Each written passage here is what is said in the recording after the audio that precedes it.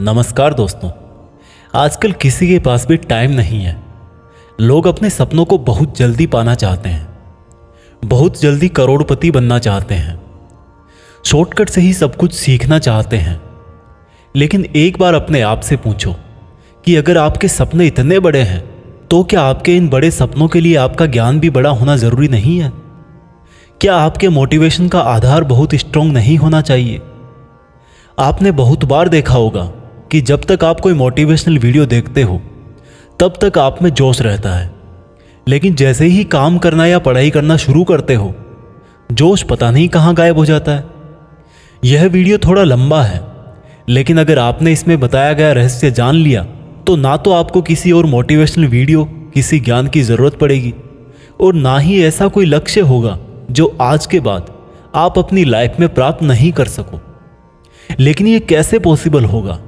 इसके लिए आपको शांति से बैठ के, आंखें बंद करके इस वीडियो की पूरी बातों को जब तक समझ में ना आ जाए तब तक बार बार सुनकर अपनी थॉट्स में बिठा लेना चाहिए।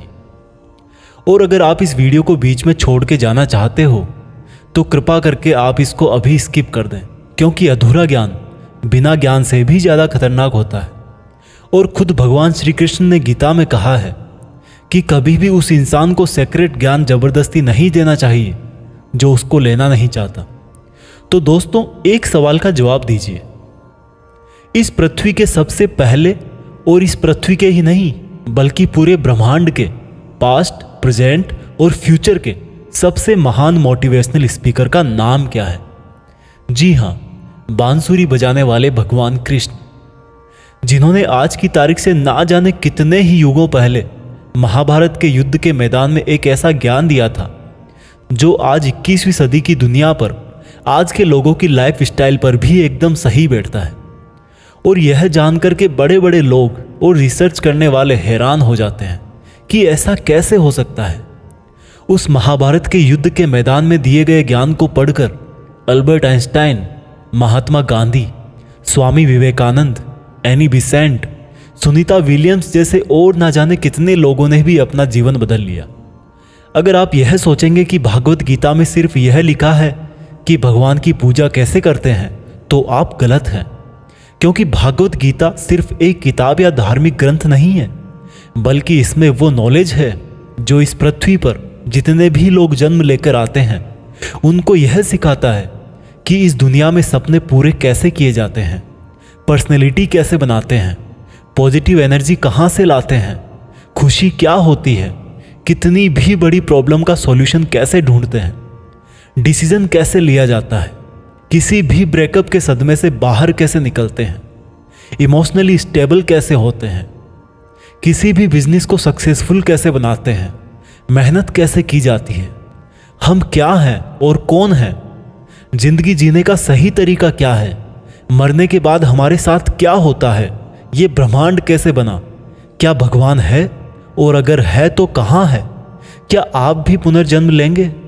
ये लाइफ रियल है या एक इल्यूजन या एक सपना। दोस्तों, इस भागवत गीता के ज्ञान ने ही एक दुखी और हारे हुए, धनुष नीचे गिरा देने वाले अर्जुन को महाभारत के महान युद्ध का सर्वश्रेष्ठ योद्धा और विजेता बना दिया। अगर आप भी अपनी जिंदगी में किसी मकसद को लेकर आगे बढ़ रहे हो तो मेरा यकीन मानो कि आप भी अपनी जिंदगी की समस्याओं के जंग के मैदान के अर्जुन हो। और इसलिए उस गीता ज्ञान को जानना आपकी चॉइस नहीं बल्कि आपका अधिकार है। इस गीता ज्ञान को समझकर आपको एक बात का जरूर एहसास होगा कि ये असली नॉलेज में पहले क्यों नहीं हासिल कर पाया। तो ऐसा क्या है आखिर भागवत गीता में और इसका मतलब क्या है? भागवत का मतलब है भगवान और गीता का मतलब है गीत, यानी कि ऐसा गीत जो भगवान ने खुद अपने मुंह से गाया हो। भागवत गीता संस्कृत में लिखी गई है, लेकिन इसका ट्रांसलेशन आपको बहुत जगह पर हिंदी, इंग्लिश और अलग अलग भाषाओं में मिल जाएगा। वैसे तो भागवत गीता को जितना समझोगे उतना ही कम है, लेकिन फिर भी इस वीडियो में मैंने गीता के पूरे 18 अध्याय, 700 श्लोक पढ़कर उनको आज की जनरेशन के हिसाब से, स्टूडेंट के हिसाब से, बिजनेसमैन के हिसाब से, अपने करियर में, अपनी लाइफ में, अपने रिलेशनशिप में और अपनी प्रॉब्लम्स में कैसे यूज करते हैं वह बताया है। दोस्तों, मैं यहाँ पर पूरे 18 चैप्टर कवर करूँगा और कोई भी चैप्टर शुरू करने से पहले मैं आपको यह बताऊंगा कि उसमें आप क्या सीखने वाले हो। फिर उस चैप्टर को शॉर्ट में समझाऊंगा और उसके बाद उससे सीखने वाली चीज़ों को डिटेल में समझाऊंगा। अगर आपको यह जानना है कि आखिर भगवान को खुद ज्ञान देने की जरूरत क्यों पड़ी, ये पांडव और कौरव कौन थे और इस महाभारत के युद्ध की शुरुआत कैसे हुई, तो आप मुझे नीचे कमेंट्स में बता सकते हैं। मैं उसका भी वीडियो आपको अलग से दे दूंगा। तो चलो अब मैं आपको सीधा ले चलता हूं कुरुक्षेत्र के युद्ध के मैदान में, जहां पर पांडव और कौरव युद्ध करने के लिए आमने सामने खड़े हैं। भागवत गीता अध्याय 1 सेना का निरीक्षण। दोस्तों, गीता के पहले अध्याय से आपको यह सीखने को मिलेगा कि ऐसी कौन सी सबसे पहली चीज है जो आपको लाइफ में आगे बढ़ने से रोकती है। भले ही आप में बहुत नॉलेज हो, आप में बहुत काबिलियत हो, लेकिन उस एक चीज की वजह से आप सही डिसीजन नहीं ले पाते और अपना काम नहीं कर पाते हैं। इसके साथ साथ सपने से हकीकत में इंसान कैसे बदल जाता है वह भी हम जानेंगे। कौरवों में दुर्योधन बहुत खुश हो रहा था। उसके पास बहुत बड़ी सेना थी। भीष्म पितामह थे, गुरु द्रोणाचार्य और गुरु कृपाचार्य जैसे बड़े बड़े योद्धा थे। पांडवों की सेना में अर्जुन, भीम सहित 5 पांडव, भगवान कृष्ण, अभिमन्यु, द्रौपदी के 5 पुत्र आदि थे। अब यह युद्ध पूरी तरह से पारिवारिक युद्ध ही था। पांडवों और कौरवों के लिए गुरु द्रोणाचार्य और कृपाचार्य दोनों एक ही थे। दादा भीष्म भी एक ही थे। साथ ही साथ पांडव और कौरव दोनों खुद भी चचेरे भाई थे, लेकिन हर कोई जीतने के इरादे से आ रखा था। रणभूमि में जब जोर से युद्ध की घोषणा के लिए शंखनाद हुआ तो अर्जुन ने अपने सारथी भगवान कृष्ण से कहा कि हे कृष्ण, मेरे रथ को दोनों सेनाओं के बीच में एक बार ले जाकर के खड़ा कर दो, ताकि मैं ये देख सकूं कि मुझे किनको मारना है। ऐसा सुनकर भगवान कृष्ण ने अर्जुन के रथ को कौरवों की सेना के सामने वहां पर ले जाकर के खड़ा कर दिया, जहां पर कौरवों की सेना में अर्जुन के दादा भीष्म पितामह और गुरु द्रोणाचार्य खड़े थे। और गुरु द्रोणाचार्य ने ही अर्जुन को तीर चलाना भी सिखाया था। अर्जुन ने युद्ध के मैदान में जिधर भी देखा वहां दोनों तरफ ही सिर्फ परिवार वाले नजर आ रहे थे। ये देखकर अर्जुन बहुत दुखी हो गए और कृष्ण से बोले, यहां तो हर कोई मेरा सगा संबंधी ही है, मैं अपने ही लोगों को युद्ध में नहीं मार सकता। मुझे इस राज्य के लिए तो क्या, अगर कोई तीनों लोक भी दे तो भी मैं ऐसा युद्ध नहीं करूंगा जिसमें मुझे अपनों को ही मारना पड़े। इस तरह से अर्जुन पूरे दुखी होकर और खुद को कोसते हुए अपने धनुष को छोड़कर रथ में वापस जाकर बैठ गए। दोस्तों, गीता के इस फर्स्ट चैप्टर से हमें यह सीखने को मिलता है कि वास्तविकता सोच से अलग होती है। हमें नहीं पता होता है कि जब हम कोई काम करने का इरादा लेकर जा रहे होते हैं तो वहां पर क्या हो सकता है। जब हम किसी बुरी चीज का सामना करते हैं तो हम संयम खो बैठते हैं और घबरा जाते हैं, और घबरा जाने के बाद हम हमारा ही असली रूप भूल जाते हैं। भले ही अर्जुन युद्ध कला में मास्टर थे और भले ही वो युद्ध करने के लिए मैदान में धनुष उठाकर चले आए, लेकिन युद्ध सिर्फ हथियारों के चलाना जानने से नहीं होता। उसके लिए इरादे भी चाहिए होते हैं, इमोशनल स्टेबिलिटी चाहिए होती है। मैदान में आकर अर्जुन को अपनी ड्यूटी से ज़्यादा फैमिली और गुरुओं से मोह हो गया और उससे फिर वो दुखी हो गए। वो युद्ध करने का डिसीजन नहीं ले पाए।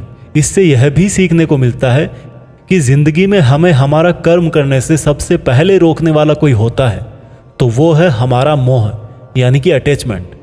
आप सुबह जल्दी उठ सकते हो, लेकिन आपको नींद और आलस्य का मोह होता है।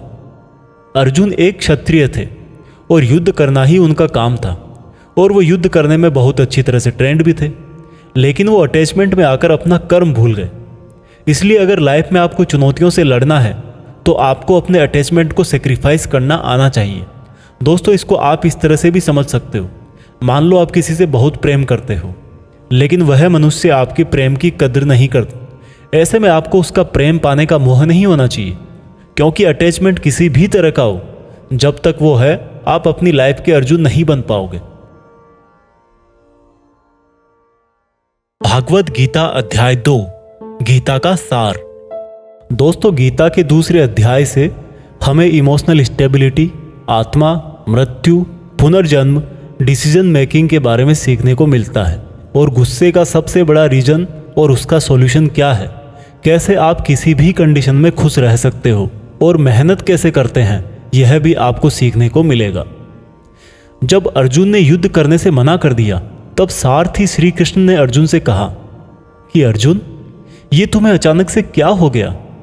जिस तरह की कमजोर बातें तुम बोल रहे हो वो तुम जैसे महान योद्धा के मुंह से बिल्कुल अच्छी नहीं लगती। इसलिए अपने इस मन की कमजोरी को छोड़कर युद्ध के लिए वापस खड़े हो जाओ। अर्जुन बोले कि मैं किस तरह से अपने ही गुरुजी द्रोणाचार्य और दादाजी भीष्म पितामह को मारने के लिए अपना धनुष चला सकता हूँ, क्योंकि ये तो मेरे लिए हमेशा से ही भगवान की तरह रहे हैं। इस युद्ध को करने से अच्छा है कि मैं भिखारी बन जाऊं, क्योंकि अपनों को ही मारूंगा तो जीत में भी मेरी हार ही है। मैं सही और गलत को नहीं समझ पा रहा, इसलिए मेरा मार्गदर्शन करो कृष्ण। श्री कृष्ण मुस्कुराकर अर्जुन को देखने लगे। भले कोई इंसान उनसे कुछ मांगे और वो दे ही ना, ऐसा भी कभी हो सकता है क्या? यहीं से शुरू होता है भागवत गीता का वो ज्ञान जो आपको भी अर्जुन बनकर ध्यान से सुनना और समझना चाहिए। श्री कृष्ण बोले कि अर्जुन, ये तुझे अचानक से क्या हो गया? तुझ जैसे इंसान को किसी दूसरे की मृत्यु को लेकर नहीं डरना चाहिए। और वैसे भी तुझे क्या लग रहा है, ये लोग तेरे मारने से मर जाएंगे और तू ही इनको मारेगा? इन सब लोगों का और तुम्हारा भी पिछला जन्म भी था और अगला जन्म भी होगा। इसलिए जैसा तुम सोचकर दुखी हो रहे हो वह ज्ञान तुम्हारा अधूरा है। और रही बात इनकी मृत्यु का तुझे पाप लगने की, तो ये समझ ले, इनको मारने वाला तू नहीं बल्कि मैं हूं। तू तो इनकी मौत का सिर्फ एक कारण है, और ये लोग मरने के बाद भी मेरे ही पास आएंगे, क्योंकि ये लोग शरीर नहीं है बल्कि आत्मा है, और आत्मा को किसी भी तरह से नष्ट नहीं किया जा सकता। आत्मा तो अगले जन्म के लिए इस शरीर को उसी तरह से छोड़ देती है जिस प्रकार से तुम अपने पुराने कपड़े बदलकर नए पहनते हो। हे अर्जुन, जन्म देने वाला और मारने वाला मैं ही हूं। और ये बता, क्या तू किसी मरे हुए इंसान को जिंदा कर सकता है? अगर तू मरे हुए को जीवन नहीं दे सकता तो जीवित को भी नहीं मार सकता, क्योंकि जीवन देने वाला भी मैं हूं और मारने वाला भी मैं हूं, और इनकी मौत मैंने तेरे ही हाथों लिखी है।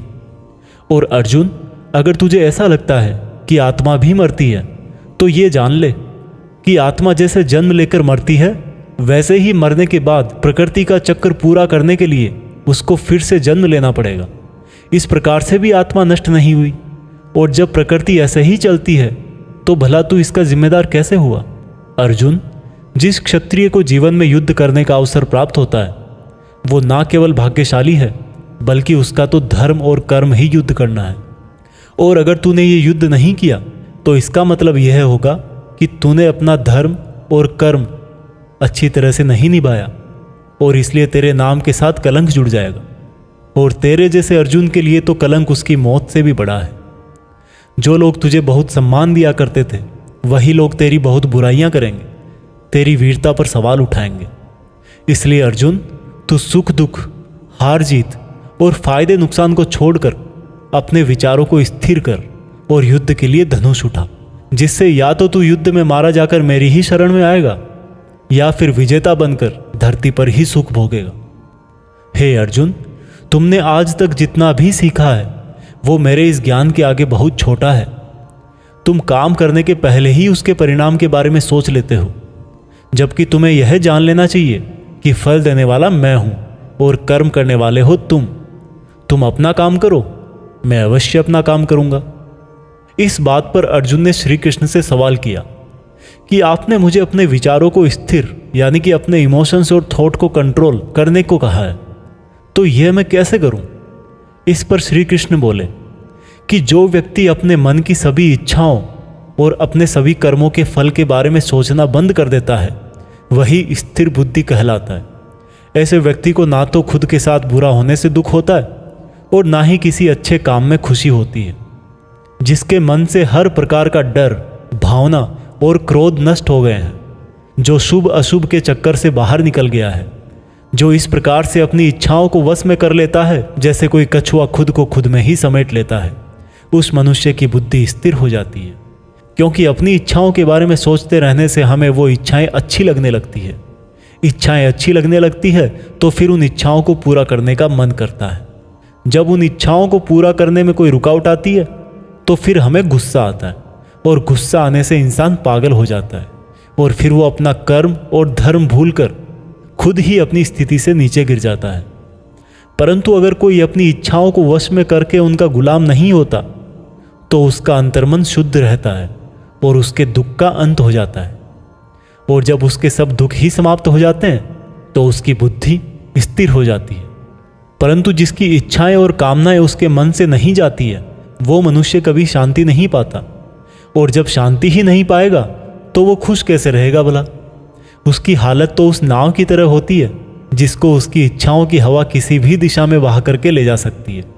स्थिर बुद्धि वाला प्राणी तो उस समुद्र की तरह है जिसमें चाहे कितनी ही नदियां आके मिले फिर भी उसको कोई फर्क नहीं पड़ता। और इसी तरह का स्थिर बुद्धि वाला प्राणी मृत्यु के बाद मेरी ही शरण में आता है। दोस्तों, अब आते हैं इस चैप्टर के मीनिंग पर। आप में से बहुत सारे लोग होंगे जो अपने प्रियजनों को खो देते हैं, और आज तक आप लोगों में से जिसने भी अपने प्रियजन को मृत्यु के द्वारा इस संसार से नहीं खोया है, उसको भी यह जान लेना चाहिए कि उनकी जिंदगी में भी उनके किसी सबसे प्रिय, यहाँ तक कि खुद की भी मौत एक दिन जरूर होगी।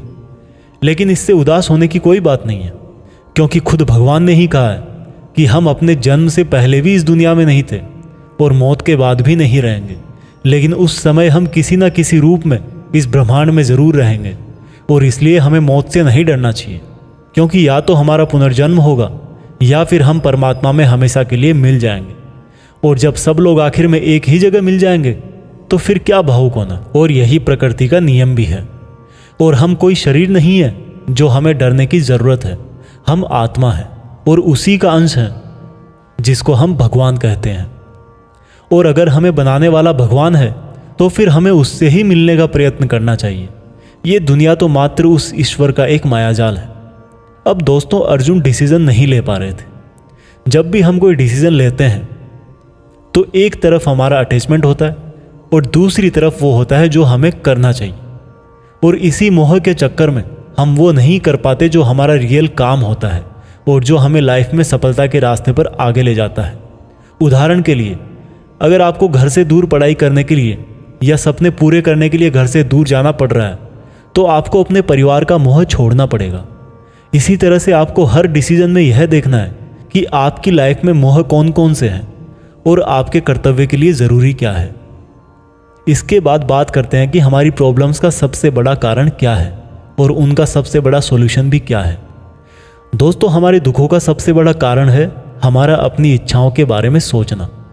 जब हम अपनी इच्छाओं के बारे में सोचते हैं तो समय बीतने के बाद हम उनको पूरा करने की भी कोशिश करते हैं, और जब वो कोशिशें नाकाम हो जाती है तो हमारे अंदर गुस्सा पैदा हो जाता है।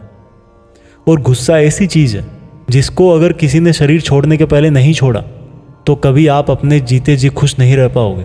आप हमेशा अपने आप को समस्याओं से घिरा हुआ ही पाओगे, क्योंकि ये दुनिया तो सिर्फ आपका ही रिफ्लेक्शन है। अब आप यह भी बोलोगे कि अगर ज़िंदगी में कोई इच्छा ही नहीं रखेंगे तो सक्सेस कैसे हासिल होगी, नाम कैसे कमाएंगे। तो दोस्तों, इसके बारे में भगवान कृष्ण ने कहा है कि सबसे पहले आप अपने कर्म को पहचानिए, यानी कि आपके लिए ऐसा क्या करना ज़रूरी है जो आपको अपना लक्ष्य प्राप्त करवाएगा। और उसके बाद सफल होने की उम्मीद या असफल होने का डर मन में पैदा किए बिना अपने काम को ऐसे करें जैसे वो काम आप नहीं बल्कि खुद भगवान कर रहे हैं। और इस तरह से आपकी हिम्मत कभी नहीं टूटेगी, क्योंकि आपको यह लगेगा कि ये काम मैं नहीं बल्कि मेहनत भगवान कर रहे हैं। और इस तरह से आपकी हिम्मत कभी नहीं टूटेगी, क्योंकि आपको यह लगेगा ही नहीं कि आप मेहनत कर रहे हो। भागवत गीता अध्याय 3 कर्म योग। दोस्तों, अब गीता के 3rd चैप्टर में हम जानेंगे कि ऐसी कौन सी 2 चीज़ें हैं जो आपको इस दुनिया में कुछ भी हासिल करके दे सकती है। इसमें यह भी जानेंगे कि हम क्या हैं और हमारे अपने मन को अपने काबू में करके अपनी सभी गंदी आदतें कैसे छोड़ें और अपनी मनचाही मंजिल कैसे प्राप्त करें। अर्जुन बोले, हे कृष्ण, आपकी बातें सुन के ऐसा लग रहा है कि जैसे ज्ञान कर्म से ज़्यादा सही है, लेकिन आप तो मुझे सन्यासी बनने की जगह युद्ध करने के लिए बोल रहे हो।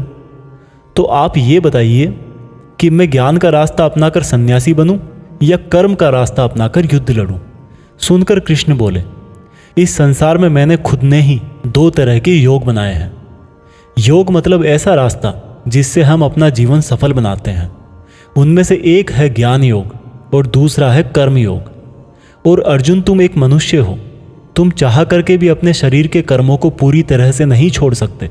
उदाहरण के लिए, तुम्हें हर पल सांस तो लेना ही पड़ेगा।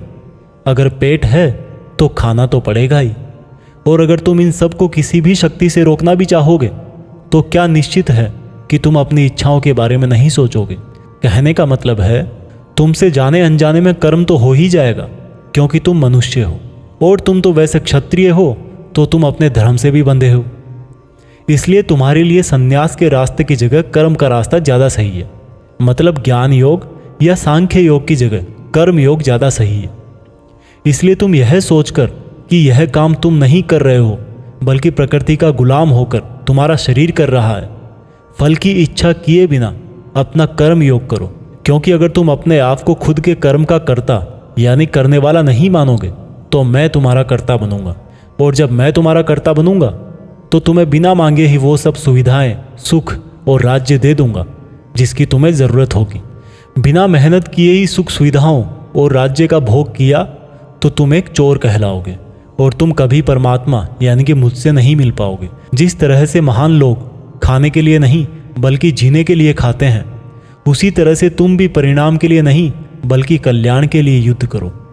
हे अर्जुन, तुम मनुष्यों में सबसे बड़े हो, इसलिए जैसा तुम करोगे ठीक वैसा ही तुम्हारी संतान या आने वाली दुनिया करेगी।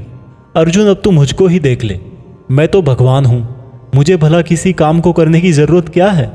पर मैं इसलिए अपना कर्म करता हूँ क्योंकि मनुष्य की आत्मा मेरा ही छोटा सा अंश है, और जैसा मैं करूँगा वैसा ही फिर मनुष्य करेगा, और इस तरह से तो पूरी सृष्टि ही नष्ट हो जाएगी।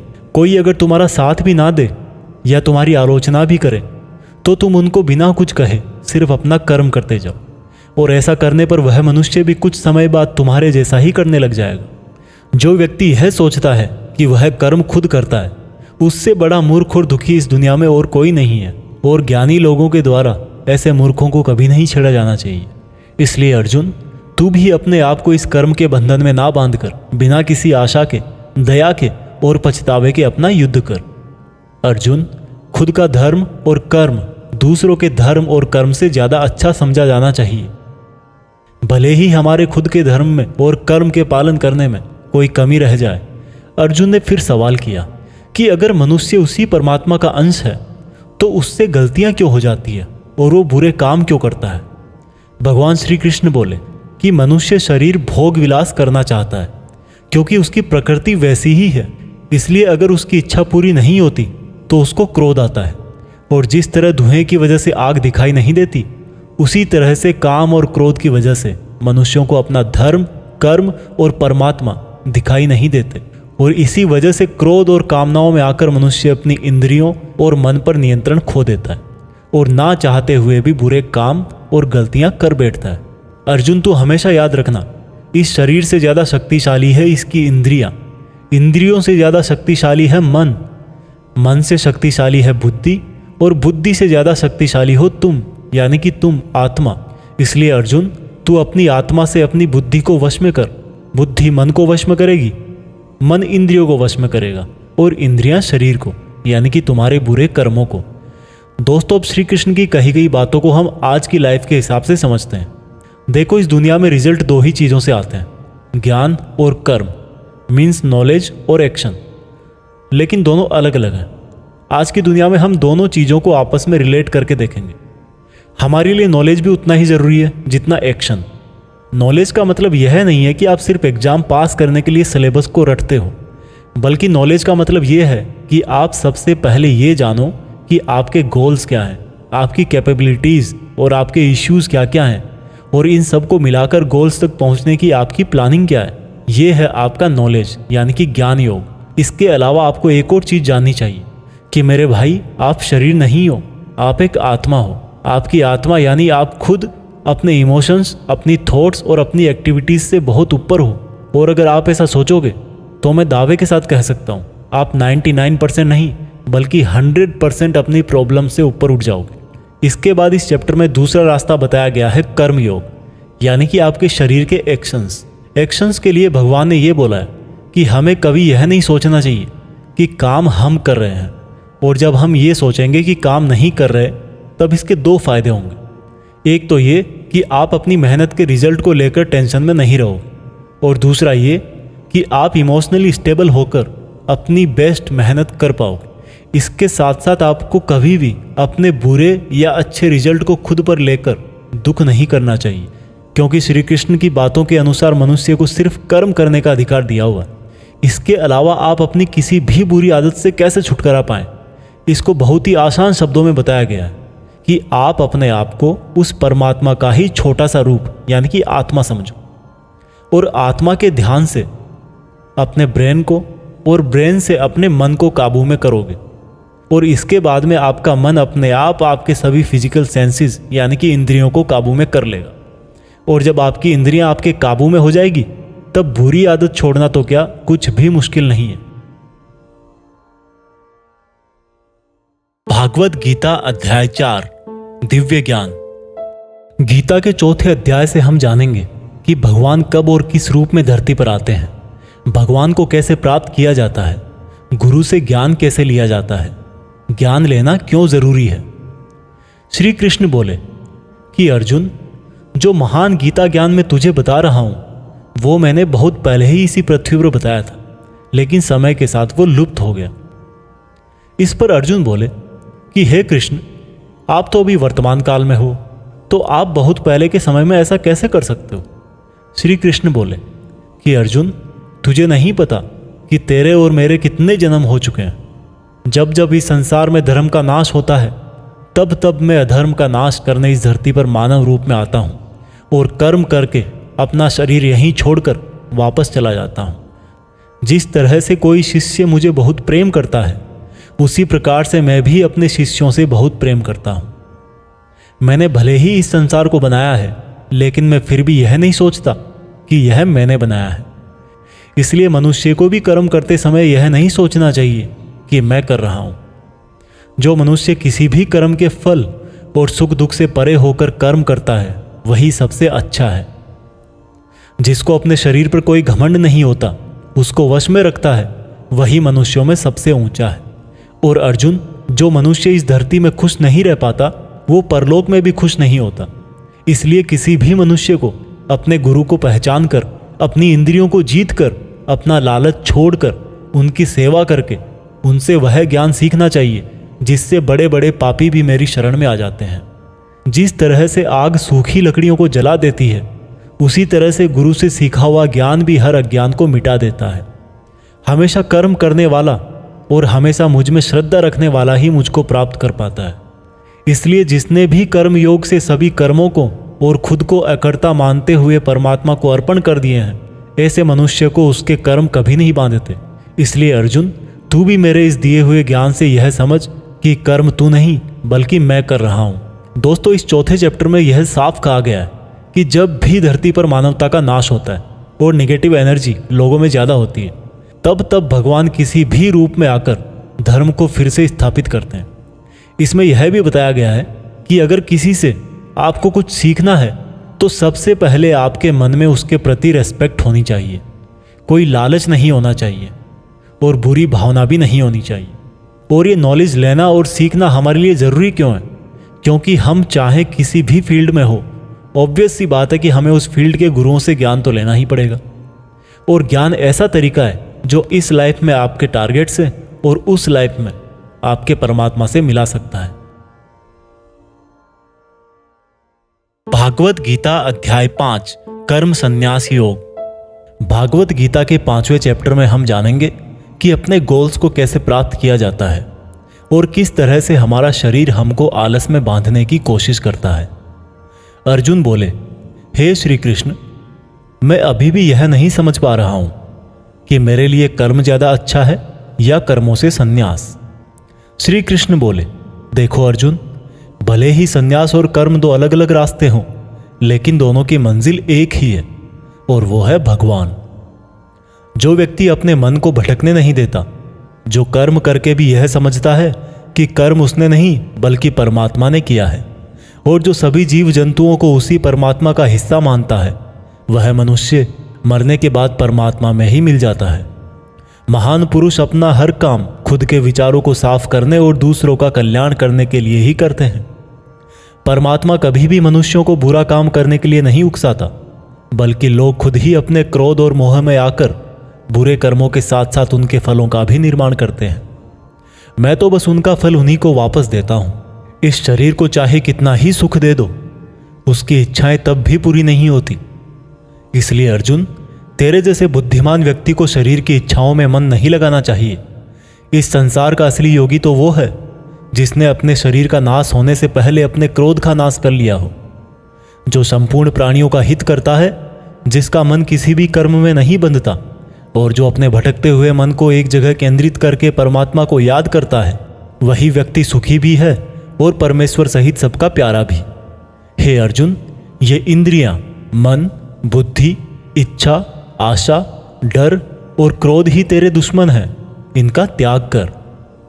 दोस्तों, हमारी बॉडी यानी कि शरीर हमेशा रिलैक्स रहना चाहता है, क्योंकि बाय नेचर शरीर एक निर्जीव चीज ही है अगर उसमें आत्मा ना हो तो। लेकिन हम यह सोच लेते हैं कि मैं तो शरीर हूं, ये मेरी आंखें हैं, ये मेरे हाथ हैं और अब मेरा शरीर मुझे सोने के लिए बोल रहा है। तो इसका मतलब यह है कि आपका शरीर आपकी बुद्धि पर भारी पड़ चुका है। इसलिए आपको यह समझना होगा कि आप आत्मा हो और इस शरीर को आप अपनी बुद्धि से जिस तरह चलाना चाहोगे वह वैसा ही चलेगा। दोस्तों, जो रास्ते भागवत गीता में बताए जा रहे हैं वह मनुष्य को परमात्मा से मिला देते हैं। और अगर आप इन सब बातों को अपनी लाइफ में उतारोगे तो आप अपने सपनों को तो आसानी से हासिल कर ही लोगे।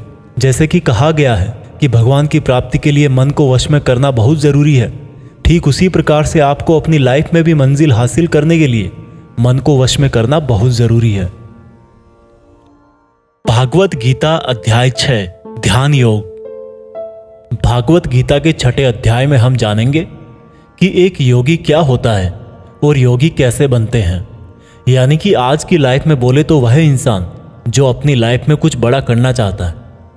इसके साथ साथ हम यह भी जानेंगे कि क्या होगा अगर आपने इस जीवन में बहुत मेहनत करी लेकिन फिर भी आपकी डेथ होने से पहले आपका सपना पूरा नहीं हुआ। श्री कृष्ण बोले, केवल अपने सांसारिक कर्मों को त्यागने वाला ही योगी नहीं होता, बल्कि जो व्यक्ति करने योग्य सब काम को करता हुआ उनके फल का लालच नहीं करता, वही असली योगी कहलाता है। जो व्यक्ति अपने मन को जीत लेता है तो उसके लिए इस संसार में और कुछ भी जीतना जरूरी नहीं होता, और जिसका मन इधर उधर भटकता रहता है उसके लिए इस संसार में कुछ भी पाना आसान नहीं होता, क्योंकि हमारा गुलाम मन हमारा मित्र होता है और अगर हम उसके गुलाम बन जाते हैं तो वो हमारा सबसे बड़ा शत्रु बन जाता है। जो व्यक्ति अपने मन के और संसार के किसी भी विचार, वासना या वस्तु से मोहित नहीं होता और जो मित्र, दुश्मन, महात्मा, पापी, जीव जंतु आदि के प्रति समान दया भाव रखता है, वही योगी की असली निशानी होती है अर्जुन। और जब इस तरह का योगी भाव आने लगे तो बिना किसी आशा के, बिना किसी भय के अपने मन को मित्र बनाकर मेरा ध्यान करना चाहिए। ऐसा योगी नींद और भोजन भी उतना ही करता है जितना आवश्यक हो। ऐसा योगी उसी तरह से अपने वचन पर स्थिर रहता है जैसे पूरी तरह रुकी हुई हवा में दीपक की लौ होती है। जब जब भी उसका मन भटके तब तब उसको उस इच्छा को वश में करके फिर से मन को केंद्रित करना चाहिए। और जब योगी इस संपूर्ण ध्यान की अवस्था में आ जाता है तो बड़े से बड़ा दुख भी उसको उसके स्थान से नीचे नहीं गिरा सकता। अर्जुन ने कहा, मगर हे कृष्ण, यह मन बहुत ही चंचल और हठीला है। इसको एक जगह पर रोकना हवा को एक जगह पर रोकने की तरह बहुत मुश्किल है। श्री कृष्ण बोले, हाँ, यह सत्य है कि मन को वश में करना बहुत कठिन है, लेकिन यह भी जान लो कि बार बार योगाभ्यास और आत्मविश्वास से असंभव को संभव बनाया जा सकता है। अर्जुन ने फिर पूछा कि हे कृष्ण, अगर कोई योगी इस तरह से ध्यान केंद्रित करके योग करे, लेकिन अगर अंतिम समय में किसी कारणवश उसका मन भागने लगे तो क्या उसकी पूरी मेहनत शून्य हो जाएगी? श्री कृष्ण बोले, नहीं अर्जुन, निरंतर परमात्मा की तरफ बढ़ना हर आत्मा का अधिकार है।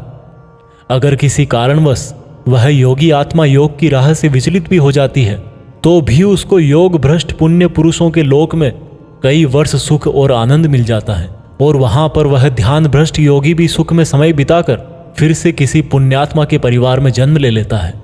और इस तरह से उस आत्मा की यात्रा वहीं से शुरू हो जाती है जहां पर उसने पिछले जन्म में समाप्त करी थी, और इस प्रकार से उसे एक नया रूप, नया जीवन परमात्मा से मिलन के प्रयत्न के लिए फिर से मिल जाता है।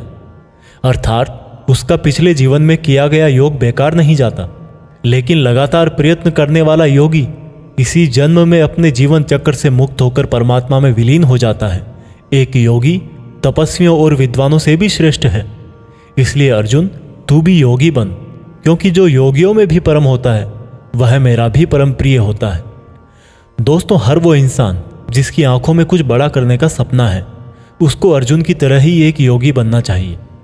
योगी वो इंसान है जो पूरी तरह से इमोशनली बैलेंस्ड है, न्यूट्रल है, जो दूसरों की बातें माइंड नहीं करता और हमेशा अपने टारगेट को पूरा करने के लिए मेहनत करता है। लेकिन दोस्तों, जिंदगी का किसको पता, भगवान ना करे कि ऐसा हो कि कोई इंसान उसके सपने पूरे होने से पहले ही मर जाए, तो उसकी तो मेहनत किसी काम की ना रही और सपने सपने ही रह गए। पर एक बहुत ही सीक्रेट बात भगवान कृष्ण ने इस अध्याय में यह बताई है कि अगर आप मेहनत कर रहे हो और आपने बहुत एक्सपीरियंस गेन कर लिया है, बहुत नॉलेज हासिल कर लिया है, लेकिन फिर भी आपको मंजिल नहीं मिली और किसी रीजन की वजह से, परमात्मा ना करे ऐसा हो, पर आपकी डेथ हो जाए या सपने के लिए मेहनत करते करते बूढ़े होकर मर जाओ, तो इस केस में चाहे आपको जीते जी फल मिले या ना मिले, मरने के बाद में आपको स्वर्ग में अपने कर्मों के अनुसार पूरा सुख मिलेगा। और जब आपके अच्छे कर्मों का बैलेंस खत्म हो जाएगा तो आप फिर से धरती पर जन्म लेकर आओगे और बाय नेचर आप ऐसे माहौल या घर में जन्म लोगे जिसमें आपको पिछले जन्म के ज्ञान वाला लेवल नेचुरली ही मिल जाएगा और आपको उसके आगे की मेहनत करने के लिए फिर से एक पूरी नई जिंदगी मिल जाएगी। ऐसा मैं नहीं, स्वयं कृष्ण ने योगी के बारे में बताते हुए इस गीता के 6 चैप्टर के श्लोक नंबर 37 से लेकर श्लोक नंबर 45 तक यही बात कही है और यह भी कहा है कि ये उनके लिए एप्लीकेबल है जो सच में बहुत बहुत मेहनत करते हैं। यह भागवत गीता सार आप YouTube के जीत फिक्स चैनल पर सुन रहे हैं। भागवत गीता अध्याय 7 भगवान का ज्ञान। भागवत गीता के 7वें चैप्टर में बताया गया है कि ईश्वर किस तरह से इस संसार को चलाते हैं, ईश्वर को कौन से भक्त बहुत अच्छे लगते हैं, इंसान भगवान को क्यों नहीं जान पाता है। भगवान कृष्ण बोलते हैं कि हे अर्जुन, अब मैं तुझे वो बातें बताने वाला हूं जिनको जानकर तुझे इस संसार में दूसरा कोई सा भी ज्ञान जानने की जरूरत नहीं पड़ेगी। हजारों लोगों में से कोई एक मुझे प्राप्त करने की कोशिश करता है और ऐसे हजारों कोशिश करने वालों में से कोई एक ही मुझे बहुत समर्पण के साथ प्रेम करता है। मेरे 2 रूप हैं, एक जड़ रूप यानी कि जिसमें पृथ्वी, अग्नि, जल, वायु और आकाश के साथ साथ मन, बुद्धि और अहंकार है। वही दूसरा चेतन रूप जिसमें इस सृष्टि का चक्र है। समय को भी मैं ही चलाता हूं। जल, सूरज, चंद्रमा, ओमकार में मैं ही हूं। पृथ्वी की सभी पवित्र गंध, अग्नि और बुद्धिजीवियों का तेज, तपस्वियों का तप, धर्मों का पवित्र कर्म, बलवानों का बल और अलग अलग समय कालों का बीज भी मैं ही हूं। इस संसार के लोग सांसारिक गुणों के गुलाम हैं, इसलिए मुझे नहीं जान पाते और वास्तव में तो ये सांसारिक गुण भी मेरी ही माया है। मगर जो मनुष्य इस मेरे ही माया जाल को तोड़ देता है वो मेरा हो जाता है। माया जाल में फंसे हुए मूर्ख लोग मेरी शरण में नहीं आ पाते हैं।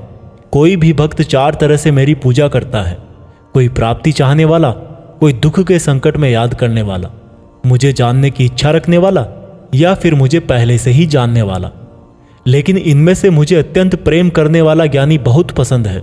ये चारों ही तरह के भक्त दयावान होते हैं, लेकिन ज्ञानी पुरुष तो मानो जैसे मेरा ही रूप हो। और ज्ञानियों में भी जो व्यक्ति मुझे बहुत सारे जन्मों से मानता आया है वो मृत्यु के पश्चात मुझ में ही समा जाता है। जो लोग किसी इच्छा पूर्ति के लिए अगर किसी देवता की भक्ति करते हैं तो मैं उन भक्तों की आस्था उन्हीं देवताओं में स्थिर कर देता हूँ और वो भक्त उन्हीं देवताओं को प्राप्त हो जाते हैं। लेकिन यह फल ज्यादा समय तक नहीं चलता और अगर कोई भक्त अगर किसी भी प्रकार से मेरी ही पूजा करता है तो उसे मैं अपना ही बना लेता हूँ। जो मूर्ख मुझे जन्म लेने और मरने वाला मानते हैं वो मुझे प्राप्त नहीं कर पाते। मैं भूतकाल, वर्तमान और भविष्य को पूरा जानता हूँ, जबकि श्रद्धा रहित लोग मुझे भी नहीं जान पाते। जो भक्त इस सांसारिक मोह और माया को छोड़कर श्रेष्ठ कर्मों का आचरण करके मेरी भक्ति करते हैं वो इस मृत्यु से मुक्त होकर मुझ में ही समा जाते हैं। तो दोस्तों, आज के समय के हिसाब से इस चैप्टर का मतलब आप इस तरह से निकाल सकते हैं। जब आप अपनी लाइफ में कोई टारगेट सेट करते हो तो आप टाइम बीतने के बाद टारगेट को भूलने लगते हो, क्योंकि डिस्ट्रैक्शंस बहुत सारे होते हैं। जैसा श्री कृष्ण ने बताया कि मायाजाल में फंसा हुआ व्यक्ति भगवान को भूल जाता है, ठीक वैसे ही कई बार बहुत मेहनत करने वाला व्यक्ति भी राह से भटक जाता है और सोचने लगता है कि ये टारगेट वारगेट सब बेकार है, लाइफ के मजे लो, कल को पता नहीं रहूं या ना रहूं। और इस तरह के लोगों को गीता में मूर्ख कहा गया है, जो इतना भी नहीं जानते कि ये डिस्ट्रैक्शन तो खुद मेहनत करने वालों को आजमाते हैं कि ये इंसान उसमें उलझ के रह जाएगा या इसको पार कर जाएगा। और इस तरह से लगातार बिना भटके जो हार्डवर्क करता है उसी को सक्सेस मिलती है।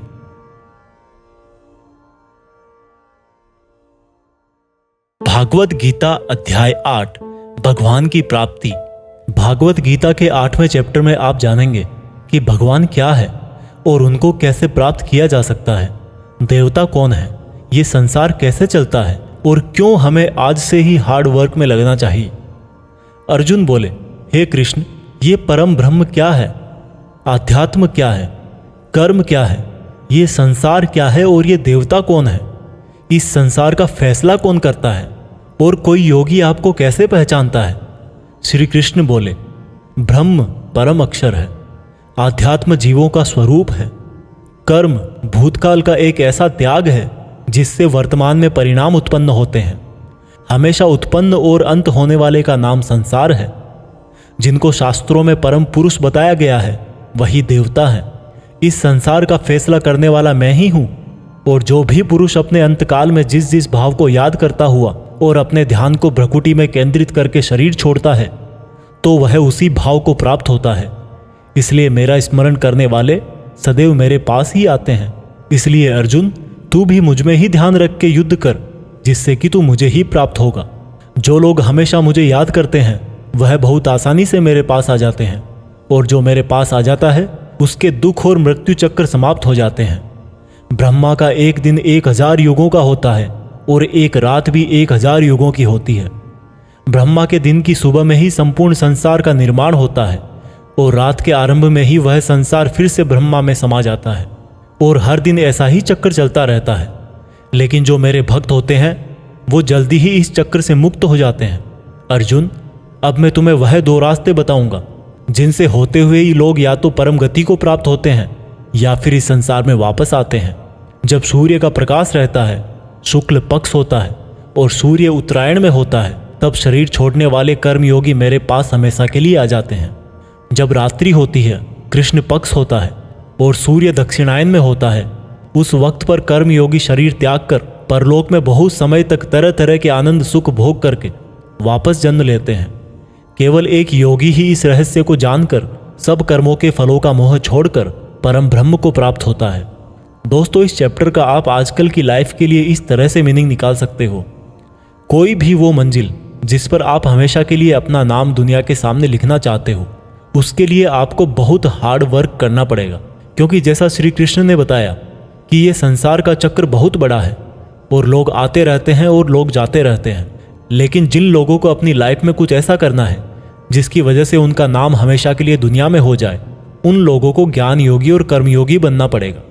ब्रह्मा का जो एक दिन है उसका मतलब है कि ये यूनिवर्स बहुत पहले से है और बहुत आगे तक चलेगा, और इंसान की लाइफ उस यूनिवर्स के सामने बहुत बहुत छोटी है। इसलिए ऐसा ना हो कि आप लाइफ में सिर्फ सपने सजो के बैठ जाओ और ब्रह्मा जी की शाम हो जाए। भागवत गीता अध्याय 9 अत्यंत गुप्त ज्ञान। भागवत गीता के 9th चैप्टर में हम जानेंगे कि जब हम अलग अलग देवताओं की पूजा करते हैं तो उससे क्या होता है। इसी को हम प्रैक्टिकल लाइफ में लाकर भी जानेंगे। श्री कृष्ण बोले कि हे अर्जुन, अब मैं तुझे बहुत ही गुप्त और बड़ा ज्ञान देने वाला हूं। वह मनुष्य जो मुझ में श्रद्धा नहीं रखते, वह इस संसार में बार बार दुख भोगने के लिए आते रहते हैं और जाते रहते हैं। मैं ही इस संसार को बार बार बनाता हूं और मिटाता हूं। मैं ही मनुष्यों को उनके कर्मों के अनुसार फल देता हूं, पुनर्जन्म देता हूं। लेकिन मुझे मेरे काम का बिल्कुल भी मोह और अहंकार नहीं है। मैं यह कर्म करते हुए भी इस कर्म के बंधन में नहीं बंधता। सब कुछ करके भी मैं नहीं मानता कि मैं कुछ करता हूं। मेरी माया जाल में फंसने वाले और मुझे नहीं समझने वाले मूर्ख लोग और बेकार की आशा और बेकार काम करने वाले लोग हमेशा इसी संसार में फंसे रह जाते हैं। जो वेदों को पढ़ के स्वर्ग प्राप्ति के लिए मेरी पूजा करते हैं, वे लोग इंद्र के स्वर्ग का आनंद भोगते हैं। लेकिन उनके स्वर्ग के सुख तब तक ही चलते हैं जब तक उनके मानव जीवन के पुण्य खत्म नहीं हो जाते। और जब उनके पुण्य खत्म हो जाते हैं उनको वापस इसी पृथ्वी पर जन्म लेने आना पड़ता है। किंतु जो मुझ में मतलब परमेश्वर को ही सब कुछ मानकर अपने कर्म फल को त्याग कर निरंतर प्रेम करते हैं, मैं उनकी ना केवल सभी आवश्यकताएं पूरी करता हूँ बल्कि उन्हें सदा के लिए मेरी शरण में भी लेता हूँ। देवताओं को पूजने वाले देवताओं के पास, पितरों को पूजने वाले पितरों के पास, राक्षसों को पूजने वाले राक्षसों के पास और मुझे मानने वाले सदा मेरे पास ही आते हैं। देवताओं, पितरों और भूतों को पूजने वालों का ज्ञान सीमित होता है और उनको फिर से इस मृत्युलोक में आना पड़ता है। इसलिए अर्जुन, तू भी अगर कुछ खाए, दान करे, तप करे और कर्म करे तो मुझ में ही अर्पण करके करना। इस प्रकार से तू मुझको ही प्राप्त हो जाएगा। मेरे लिए प्रिय और अप्रिय सब बराबर हैं। यहाँ तक कि अगर कोई बहुत ही दुराचारी हो, चाहे स्त्री पुरुष हो, चाहे राजा या भिखारी भी हो, तो वह भी मुझ में आसक्त होकर इस भवसागर से तर जाता है। इसलिए अगर तू भी मुझ में समर्पित रहेगा तो मुझे ही प्राप्त करेगा। दोस्तों, जैसा कि श्री कृष्ण ने कहा कि जो जिसकी पूजा करता है मैं उसको उसी से जोड़ देता हूँ। दोस्तों, इस बात का बहुत गहरा मीनिंग है। हम जिस तरह के इंसान के साथ समय बिताएंगे, टाइम बीतने के बाद में हमारी थॉट्स पर भी उसका असर हो सकता है। इसलिए निगेटिव थॉट्स वाले लोगों से दूर रहना चाहिए और जो लोग पॉजिटिव रहते हैं, जिनकी जिंदगी में कुछ करने का मकसद है, उनकी रेस्पेक्ट करनी चाहिए। क्योंकि आज भले ही वो कुछ ना हो, लेकिन जैसा भगवान ने कहा कि जैसी भावना वैसा नतीजा, तो उस प्रकार से सही रास्ते पर चलने वाले एक दिन मंजिल तक पहुंच ही जाते हैं। भागवत गीता अध्याय 10, भगवान की महिमा। भागवत गीता के 10वें चैप्टर में आप भगवान के द्वारा यह जानेंगे कि क्या भगवान का कोई रूप है, भगवान कहाँ कहाँ किस किस रूप में रहते हैं। वैसे तो आपने बहुत बार सुना है कि भगवान ऐसे हैं, भगवान वैसे हैं, यहाँ है, वहाँ है, हर जगह है, पर इसको हम ज़रा बारीकी से जानेंगे और मैं आपको यह भी बताऊंगा कि क्या इंसान के लिए भगवान को पूरा जानना संभव है। श्री कृष्ण बोले, अर्जुन, तू मेरा सच्चा मित्र है और मुझसे प्रेम करता है, इसलिए अब मैं तुझे मेरे बारे में बताता हूँ। मेरे जन्म को कोई नहीं जानता, लेकिन जो यह जानता है कि मैं कभी नहीं जन्म लेने वाला और कभी नहीं मरने वाला हूँ, वही सबसे बड़ा ज्ञानी है। ज्ञान और मूर्खता, सत्य और झूठ, सुख और दुख, मन और बुद्धि, रचना और नाश, कीर्ति और अपमान सहित सभी भाव वास्तव में मैं ही तो हूँ। इस संसार में जहाँ जहाँ जिसकी भी पूजा होती है वह वास्तव में मैं ही हूँ। जो लोग मुझ में मन और प्राणों को अर्पण करते हैं, उनके ज्ञान के अंधकार को मैं ही ज्ञान के उजाले से रोशन करता हूँ। इस पर अर्जुन बोले कि हे कृष्ण, आपने जो अभी तक खुद के बारे में बताया है उन सब बातों को मैंने मान लिया है, लेकिन आपकी बातें मेरा और ज़्यादा मन मोह रही है। हालांकि आप ही खुद को पूरी तरह से जानते हैं, लेकिन फिर भी मैं आपको किस तरह से मानूं और अपनी शक्तियों और महिमाओं के बारे में भी बताइए। इस पर श्री कृष्ण बोले कि अर्जुन, वैसे तो मेरे विस्तार का कोई अंत नहीं है, लेकिन फिर भी मेरी जो भी जानकारी तेरे लिए जानना जरूरी है उससे मैं तुझे बताऊंगा। अर्जुन, सभी समय मुझसे ही बने हैं, भूत, वर्तमान और भविष्य भी मैं ही हूँ। मैं ही विष्णु, सूर्य और चंद्रमा हूँ। वेदों में सामवेद, देवों में इंद्र और इंद्रियों में मन, जीवों में आत्मा, पर्वतों में सुमेर, रुद्रों में शंकर, वसुओं में अग्नि और धन दौलत में कुबेर भी मैं ही हूँ। जल में समुद्र, ग्रहों में बृहस्पति, अड़े रहने वालों में पहाड़, देवर्षियों में नारद, पेड़ों में पीपल, हाथियों में एरावत, मनुष्यों में राजा, गायों में कामधेनु, सर्पों में सर्पराज, नागों में शेषनाग, राजाओं में यमराज, गणनाओं में गणित, पक्षियों में गरुड़, योद्धाओं में श्रीराम, समुद्र में मगरमच्छ, नदियों में गंगा, विद्याओं में ब्रह्म विद्या, विवादों का निर्णय, अक्षरों में ओम, कालों का महाकाल, मंत्रों में गायत्री, महीनों में मार्गशीर्ष, ऋतुओं में बसंत भी केवल मैं ही हूँ। छलों का जुआ, जीतने वालों की विजय, निश्चय करने वालों का निश्चय और भक्त पुरुषों की भक्ति भी मैं ही हूँ। वृष्णवंशियों में कृष्ण यानी कि स्वयं मैं, पांडवों में अर्जुन यानी कि तू, मुनियों में वेदव्यास और कवियों में शुक्राचार्य भी मैं ही हूँ। जीतने वालों की रणनीति और रहस्य रखने वालों का मौन भी मैं ही हूँ। हे अर्जुन, इस ब्रह्मांड में जितना भी जाना और अनजाना है वह सब मैं ही हूँ और मेरा कोई अंत नहीं है। इसलिए हे अर्जुन, मुझे पूरा जानना तेरे लिए किसी काम का नहीं है। बस तू इतना जान ले कि यह संसार तो मेरे एक छोटे से अंश मात्र से ही चलता है। दोस्तों, इस चैप्टर में आप जान गए होंगे कि ऐसी कोई जगह नहीं है जहाँ पर भगवान ना हो। और श्री कृष्ण ने यह भी कहा है कि अर्जुन को ना तो ईश्वर को पूरा जानना जरूरी है और ना ही वो पूरा डिटेल में जान पाएंगे। दोस्तों, इसको आप अपनी लाइफ में इस तरह से रिलेट करो कि जैसे भगवान ने कहा कि मैं अनंत हूँ और तू उतना ही जान जितना तेरे लिए ज़रूरी है। ठीक उसी प्रकार से आपको भी अपनी लाइफ में उन चीज़ों में अपनी एनर्जी और टाइम वेस्ट नहीं करना चाहिए जिनको जानना आपके लिए ज़रूरी नहीं होता। सिर्फ आप इतना ध्यान रखें कि ऐसा कौन सा नॉलेज है जो आपको अपनी मंजिल तक पहुंचाएगा। भागवत गीता अध्याय 11, भगवान का अनंत रूप। भागवत गीता के 11वें चैप्टर में भगवान के विराट रूप के बारे में जानेंगे। अर्जुन बोले, हे कृष्ण, आपके दिए हुए ज्ञान से मेरे संदेह दूर हो गए हैं, लेकिन अगर संभव हो तो मैं आपका महान रूप देखना चाहता हूँ। इस पर श्री कृष्ण ने कहा, अवश्य अर्जुन, परंतु तू इन मानव की आंखों से यह सब नहीं देख पाएगा, इसलिए मैं तुझे यह सब देखने के लिए दिव्य आंखें देता हूँ। इसके बाद जो अर्जुन ने देखा वह वास्तव में कल्पना से परे था।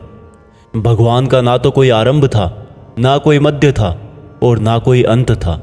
परम ब्रह्म से इतना प्रकाश निकल रहा था जितना हजारों सूरज से भी नहीं निकल सकता। अर्जुन ने बहुत तरह के संसारों को श्री कृष्ण में समाहित देखा। अर्जुन ने हाथ जोड़ते हुए श्री कृष्ण से कहा, हे परम ब्रह्म, मैं आपके शरीर में सभी देवों को, सब मनुष्यों को देख रहा हूँ, लेकिन आपके शरीर का ना तो कोई आरंभ दिख रहा है, ना कोई मध्य है और ना ही कहीं अंत। आप में हर तरह के अस्त्र शस्त्र हैं, हर तरह के प्रकाश और सूर्य हैं। स्वर्ग और धरती के बीच का पूरा आकाश मानो आपसे ही भर गया है। कई देवता के समूह आप में प्रवेश कर रहे हैं, कई आपकी वंदना कर रहे हैं, तो कई लोग भयभीत होकर हाथ जोड़े खड़े हैं। आपके अनंत हाथ पैर, पेट, आँखों, मुँह वाले रूप को देखकर समस्त सृष्टि सहित मैं बहुत व्याकुल हो रहा हूँ। मैं पांडवों कौरवों की संपूर्ण सेना के महान योद्धाओं को अंत होकर आप में जाता हुआ देख पा रहा हूँ। आपके अनेक तरह के उग्र रूप इस संपूर्ण ब्रह्मांड को बहुत ऊर्जा दे रहे हैं। हे कृष्ण, इतने रूपों में आप कौन से हो? मैं आपको पहचान नहीं पा रहा हूँ। इस पर कृष्ण बोले, मैं हर जगह हूँ और मैं ही समय हूँ। इन सेनाओं के योद्धाओं को नष्ट करने के लिए प्रकट हुआ हूँ। इन सब योद्धाओं की मौत मैं पहले ही लिख चुका हूँ। तू तो सिर्फ इनकी मौत का कारण है, मारने वाला तो स्वयं मैं ही हूँ। इस पर अर्जुन भयभीत लेकिन गदगद होकर बोले, हे भगवान, आपका यह रूप देखकर अब मुझे पता लगा कि क्यों योगी, महर्षि, देवता जैसी आत्माएं आपका पूजन करती है। आप तो सत्य और असत्य से भी परे हैं। आपके इस रूप का वर्णन करने के लिए मेरे पास कोई शब्द नहीं है। आप ही इस जगत के पालनकर्ता और विनाशक हो। आपको कोटि कोटि नमस्कार, आपको कोटि कोटि नमस्कार, नमस्कार। आपके लिए हर दिशा से नमस्कार, क्योंकि आपका कोई आदि नहीं है, मध्य नहीं है और अंत भी नहीं है। हे प्रभु, मैंने जाने अनजाने में आपको भाई, कृष्ण, मित्र कहा है और कई बार लोगों के सामने आपका मजाक भी उड़ाया है। मुझे आपके इस सत्य का पता नहीं था, इसलिए अगर संभव हो तो मुझे क्षमा कीजिए। मैं आपकी वंदना करता हूँ। पिता जैसे पुत्र को और सखा जैसे सखा को क्षमा कर देता है, वैसे ही आप भी मुझे क्षमा करें।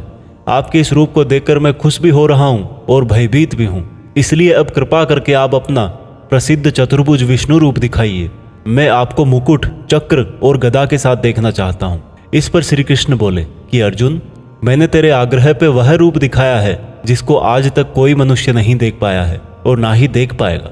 मेरे इस रूप और अनंत आकार को देखकर तू व्याकुल भी ना हो और पागल भी ना हो, और अब तेरी इच्छा अनुसार तू मेरा चतुर्भुजी रूप भी देख। इस प्रकार से श्री भगवान ने अपना चतुर्भुजी रूप दिखाकर अर्जुन का साहस बंधाया और अनंत रूप से उत्पन्न हुई व्याकुलता भी दूर करी। इस पर अर्जुन बोले कि हे कृष्ण, अब मैं आपके इस रूप को देखकर फिर से शांत हो गया हूँ। कृष्ण बोले, अर्जुन, जो चतुर्भुजी रूप तुमने अभी देखा है वो बड़ा ही दुर्लभ है और इसको देखने के लिए देवता भी तरसते हैं। यह चतुर्भुजी रूप किसी भी यज्ञ, दान, तप और वेद से देखा जा सकता है, परंतु अर्जुन, जो तेरी तरह मेरा परम भक्त है, कर्तव्य परायण है, वासना और बैर रहित है, वह अंत में मुझे ही प्राप्त होता है। इसलिए मैंने यह रूप तुझे दिखाया है। दोस्तों, गीता के इस अध्याय से आप आज के टाइम में यह सीख सकते हो कि अगर हम अपनी मेहनत के रास्ते पर सही हैं तो कई बार हमें अपनी सफलता को पाकर विश्वास नहीं होता। हमें पता ही नहीं लगता कि हमने इतनी मेहनत कर ली, और जब सफलता आती है तब भी लगता है कि ये तो बहुत बड़ी है, मैंने इतनी मेहनत तो की ही नहीं थी। और दोस्तों यही महान लोगों का एक गुण भी है, वो मेहनत करते हैं लेकिन उनको यह भी आभास नहीं रहता कि वो कितनी मेहनत कर रहे हैं। यह उनके बड़प्पन को दिखाता है। भागवत गीता अध्याय 12 भक्ति योग। दोस्तों गीता के 12वें चैप्टर में हम जानेंगे कि अपने गोल्स पर कैसे अडिग रहें, एक स्टूडेंट को क्या करना चाहिए। अर्जुन ने कहा कि हे भगवान, आपको क्या मानकर पूजना ज़्यादा अच्छा है, रूप या फिर निराकार। श्री कृष्ण ने कहा, जो भक्त मन को एकाग्र करके श्रद्धा से युक्त होकर मुझ सगुण रूप परमेश्वर को भजते हैं, वह मुझे योगियों में श्रेष्ठ लगते हैं। परंतु जो भक्त अपनी इंद्रियों को वश में करके मन बुद्धि से परे मेरे अविनाशी रूप पर ध्यान लगाते हैं, वह मुझे ही प्राप्त होते हैं। जो भक्त अपने कर्मों को मुझ में अर्पण करके मेरा चिंतन करते हैं, वो भी मुझे ही प्राप्त होते हैं। इसलिए तू मन को मुझ में ही लगा, और अगर तेरे लिए मन को वश में करना संभव नहीं है तो तू योग द्वारा मुझको प्राप्त करने का प्रयत्न कर। जिसके क्रोध और सभी द्वेष समाप्त हो गए हैं, वह भक्त मुझे बहुत पसंद है। अगर तू मन को रोकने के अभ्यास में भी असफल है तो तू मेरे लिए ही कर्तव्य परायण हो जा और कर्म फल का त्याग कर दे। अभ्यास से ज्ञान श्रेष्ठ है, ज्ञान से मुझ परमेश्वर का ध्यान श्रेष्ठ है, और इस ध्यान से भी श्रेष्ठ है सभी कर्मों के फल का त्याग करना, जिससे तुरंत ही शांति मिलती है। जो व्यक्ति हर तरह के सुख दुख, शस्त्र और मित्र भाव, लाभ हानि, मोह और इच्छा, हर तरह के मौसम से मुक्त है और सभी प्राणियों को बराबर देखता है, और जो अपने मन और इंद्रियों को पूरी इच्छा शक्ति से वश में किए है, वही परमानंद के लिए श्रेष्ठ है। जो निंदा और प्रशंसा को एक समान समझता है, जो किसी भी स्थान पर किसी भी भोजन के साथ रह सकता है, वह भक्त मुझे श्रेष्ठ लगता है। और उनमें भी जो निष्काम भाव से अपना कर्म और मेरी सेवा करते हैं, वह मुझे अति प्रिय है। दोस्तों इस चैप्टर में बताया गया है कि आपको अपने खुद के पुराने अनुभवों से सीखना चाहिए। एक स्टूडेंट को या एक उस इंसान को जो अपनी लाइफ में कुछ बड़ा करना चाहता है, उसको कम खाना चाहिए और हर तरह के इमोशन में सिर्फ यह सोचना चाहिए कि खुद का सपना कैसे पूरा करूं। यह भागवत गीता सार आप YouTube के जीत फिक्स चैनल पर सुन रहे हैं। भागवत गीता अध्याय 13 क्षेत्र क्षेत्रज्ञ विभाग योग। भागवत गीता के 13वें चैप्टर में हम जानेंगे कि किस तरह से हमारे एक्शन से रिजल्ट पैदा होता है। श्री कृष्ण ने कहा कि यह शरीर एक क्षेत्र की तरह है, और जो इसको जानता है उसको क्षेत्रज्ञ कहते हैं। क्षेत्र मतलब खेत। जिस तरह से खेत में जैसा बीज डालते हैं, वह उसी प्रकार का सही समय आने पर फल देता है। उसी तरह जीवन में भी जिस तरह का कर्म फल का बीज मनुष्य डालता है, वही बीज समय आने पर उसी प्रकार का फल देता है। इसीलिए इस शरीर को क्षेत्र कहा गया है। यह क्षेत्र और क्षेत्रज्ञ का ज्ञान बहुत विद्वानों द्वारा बहुत तरीके से कहा जाता है, और इस ज्ञान में 5 महाभूत यानी कि पृथ्वी, अग्नि, जल, वायु, आकाश को मिलाकर मन, बुद्धि, अहंकार और सभी इंद्रियां भी शामिल है। इसके साथ साथ इसमें सुख दुख, चेतना, शरीर, धैर्य और विकार भी सम्मिलित है। अब परम ब्रह्म को प्राप्त कराने वाला ज्ञान क्या है, यह मैं तुझे बताऊंगा।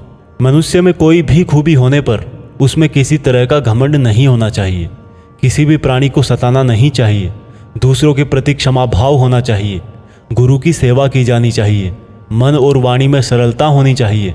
मन और समस्त इंद्रियों पर पूरा वश होना चाहिए। किसी भी तरह के भाव में नहीं बहना चाहिए। संतान, जीवन साथी, घर और धन में मोह नहीं होना चाहिए। अच्छे और बुरे में भी मन और बुद्धि की स्थिरता होनी चाहिए। वासना वाले लोगों से दूरी होनी चाहिए। एकांतवास में मन का शुद्धिकरण करना चाहिए। मुझ परमेश्वर में पूरी तरह से समर्पण और ध्यान मग्न रहना चाहिए। हे अर्जुन, अब मैं तुझे परम ब्रह्म के बारे में कहूँगा। वो सर्वव्यापी है। वह सब इंद्रियों के साथ भी इंद्रियों के बिना है, और वह निर्गुण होकर भी सभी गुणों के साथ है। वह सभी सजीवों और निर्जीवों में है। वह दूर भी है और पास में भी, लेकिन फिर भी जानने में नहीं आता। वह ब्रह्मा की तरह जीवन उत्पन्न करता है, विष्णु की तरह पालन करता है, और शंकर की तरह विनाश भी करता है। वह अलग अलग कालों में होते हुए भी एक जैसा लगता है, और एक ही काल में भी अलग अलग तरह का होता है। वह माया का भी महामाया है, परम ब्रह्मों से भी परम है, और सब प्राणियों के साथ उनके हृदय में निवास करता है।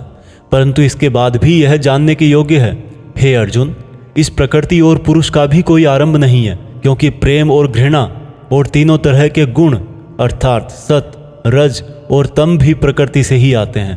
कार्य और कार्यों को करने वाली इंद्रियां भी प्रकृति से ही उत्पन्न होती है। प्रकृति से जन्मा मनुष्य प्रकृति के ही गुणों को भोगता है और इन्हीं गुणों के भोग के अनुसार ही उसका जन्म और मरण तय होता है।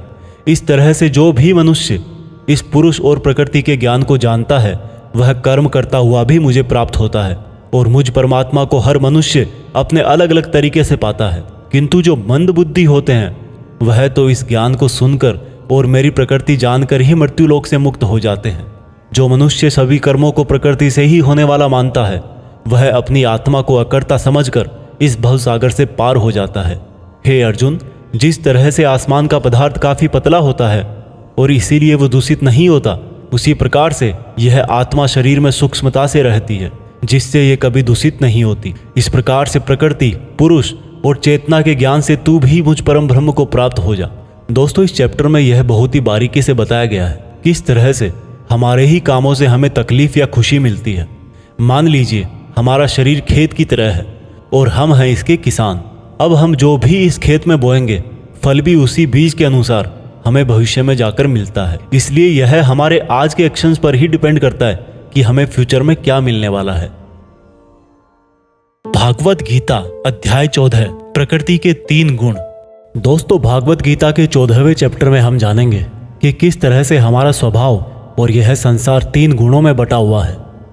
श्री कृष्ण बोले, हे अर्जुन, अब मैं तुझे संसार के उन 3 गुणों के बारे में बताऊंगा जो आत्मा को शरीर के मोह से बांधते हैं और जिन्हें जानकर कोई भी मनुष्य मुझे पा सकता है। यह तीनों गुण है सत्वगुण, रजोगुण और तमोगुण। सत्वगुण इन सभी गुणों में श्रेष्ठ है और यह ज्ञान और सुख से जोड़ता है। रजोगुण कामना और आसक्ति से उत्पन्न होता है जो कि कर्म और उसके फल में बांधता है। तमोगुण मनुष्य को भोग विलास, आलस्य और निद्रा में बांधता है। हे अर्जुन, सत्वगुण सुख देता है, रजोगुण कर्म करवाता है और तमोगुण मनुष्य को उसके स्थान से भी बहुत नीचे गिरा देता है। किन्हीं भी 2 गुणों को वश में करने से तीसरे गुण की प्राप्ति होती है। जिस पल मन में शांति और ज्ञान बढ़ा हुआ लगे उस समय यह मानना चाहिए कि सत्वगुण बढ़ रहा है। जिस पल मन में लालच और स्वार्थ का आभास हो उस समय रजोगुण बढ़ता है। जिस समय मन में अंधकार, विषयों में आसक्ति, आलस्य और निद्रा हो उस समय मनुष्य में तमोगुण होता है। सत्वगुण में मरने वाला मनुष्य परमात्मा को प्राप्त होता है। रजोगुण वाला मनुष्य फिर से जन्म लेकर मनुष्य बनता है और तमोगुण वाला प्राणी अगले जन्म में कीट पतंग बनता है। सात्विक कर्म का परिणाम है सुख, राजस कर्म का परिणाम है दुख और तामस कर्म का परिणाम अज्ञान होता है। जो व्यक्ति इस बात को जानता है कि यह 3 गुण ही उससे सब काम करवाते हैं तब वह अपने कर्तापन से और इस संसार से मुक्त हो जाता है और इस तरह से सोने, पत्थर और मिट्टी को एक जैसा समझने वाला मनुष्य परम ब्रह्म अर्थात मुझे प्राप्त हो जाता है। दोस्तों, यह 3 प्रकार सात्विक, राजस और तामस हमारी डेली लाइफ में बहुत यूजफुल हैं। अगर आप मेहनत करके कुछ उम्मीद नहीं करोगे तो आप हमेशा खुश रहोगे। अगर आप किसी अच्छे रिजल्ट की कामना करके मेहनत कर रहे हो तो कोई गारंटी नहीं कि खुशी होगी या दुख होगा। अगर आपने किसी का नुकसान करने के लिए कर्म किया है तो यह निश्चित है कि किसी न किसी समय आपको ही दुख मिलेगा। भागवत गीता अध्याय 15 पुरुषोत्तम योग। दोस्तों, गीता के 15वें चैप्टर में बताया गया है कि किस प्रकार से यह दुनिया एक इल्यूजन है और कैसे हम इसमें उलझकर रह जाते हैं। श्री कृष्ण बोले कि यह संसार बरगद के एक उल्टे पेड़ की तरह है जिसकी जड़ें ऊपर है और डालियां, पत्ते नीचे की तरफ। पत्तियां वेदों को दिखाती हैं और डालियों के अंत में फल कार्य फल के जैसा है। इस पेड़ की जितनी भी शाखाएं हैं वो 3 तरह के गुण यानी कि सत्व, रज और तम से ही बनी है। इसकी जड़ों में स्वयं परमात्मा विराजमान है। इस पेड़ की शाखाओं के अंत में नई कोंपले मनुष्य की इच्छाओं को दिखाती है। यह पेड़ हर दिशा में इस तरह से बढ़ा रहता है कि ज्ञान के अभाव में मनुष्य इसमें उलझकर ही रह जाता है और जो इस पेड़ के रहस्य को जान लेता है वह परम ब्रह्म को प्राप्त हो जाता है।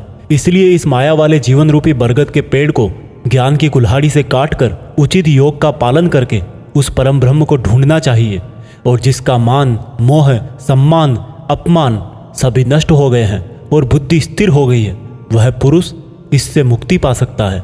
और मुक्ति पाकर जिस परम पद को वे पुरुष प्राप्त होते हैं उसको कोई भी सूरज रोशन नहीं कर सकता क्योंकि वह मेरा परम धाम है। हे अर्जुन, इस मानव शरीर में आत्मा मेरा ही अंश है और यह आत्मा ही मृत्यु के बाद दूसरे शरीर में चली जाती है। यह शरीर कान, आँख, त्वचा, जीभ, नाक और मन से ही इन इंद्रियों का और वासनाओं का सेवन करता है, और यह केवल ज्ञानी जन ही जानते हैं। इस संसार में शरीर नाशवान है और आत्मा अविनाशी है, और इन सब में सबसे श्रेष्ठ है परमात्मा, जो कि सब लोगों का पालन पोषण करता है। इसलिए मैं ही पुरुषोत्तम हूँ। दोस्तों, इस चैप्टर में हमने देखा कि हम जिंदगी में बहुत बार उस चीज़ के पीछे भागते हैं जिसको हासिल करके भी हमारी इच्छा खत्म नहीं होती। हम जितनी इच्छाएं पूरी करते हैं उतनी ही और बढ़ जाती हैं। इसलिए उस इंसान को जिसको लाइफ में कुछ बड़ा करना है, उसको अपने डिटर्मिनेशन से उन इच्छाओं के जाल को काट देना है। तभी वह इस इल्यूजन वाले ट्री से परमात्मा को, यानी कि आपकी पर्सनल लाइफ के केस में सक्सेस को ढूंढ पाएगा। भागवत गीता अध्याय 16 है, 2 स्वभाव।